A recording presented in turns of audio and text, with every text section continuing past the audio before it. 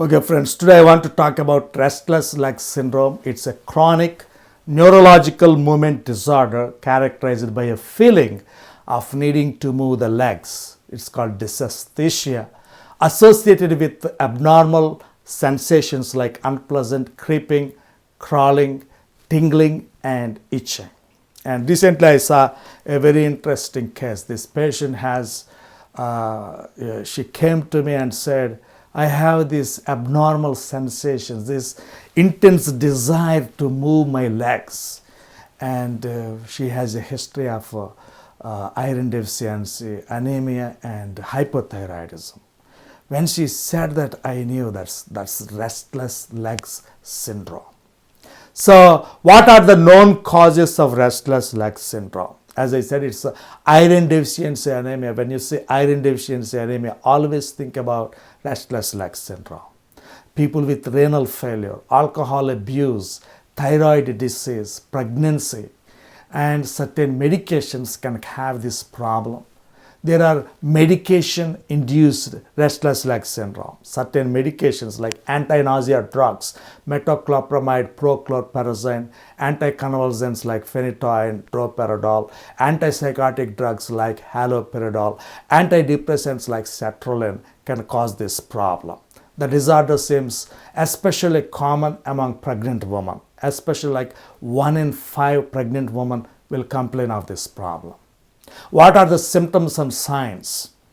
They have irresistible urge to move their limbs with creeping or crawling sensations. Symptoms usually occur when patient is lying down or relaxing. It's like, for example, they say, hey, I finished my work, I went home around 4 o'clock and I am relaxing, I am watching television and I am sitting in my couch. Then I have these abnormal sensations. That is the classic presentation of restless leg syndrome. And these movements are temporarily alleviated by stretching or massage. Symptoms are worse in the evening or first half of night.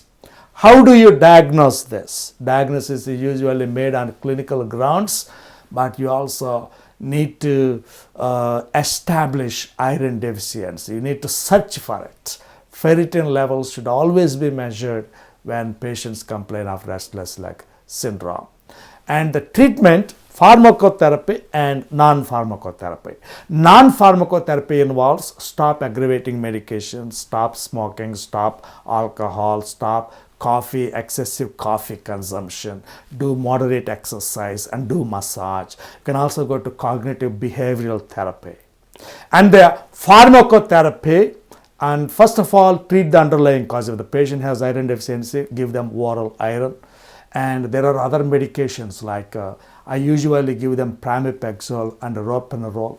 There are other medications like rotigotine, gabapentin, pregabalin, levodopa, clonazepam, temazepam, even opiates when the pain is too bad.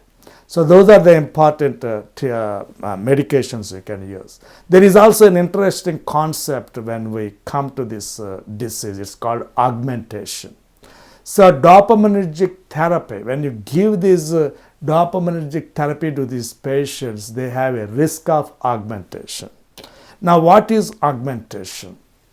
So basically in augmentation, patients they develop earlier onset or enhancement of symptoms. So the symptoms will come early and the medication only give temporary relief. So that's a sad part about it. It's called augmentation. Now, how do you differentiate restless leg syndrome from periodic limb movements of sleep, that is PLMS?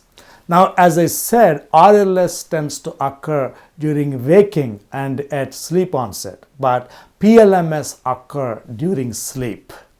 And also patients with RLS symptoms can also have PLMS, but patients with PLMS often do not have RLS. Prognosis depends on the underlying cause. Now, let me ask a few trivial questions. These are what is the most common treatable cause of RLS? It's iron deficiency.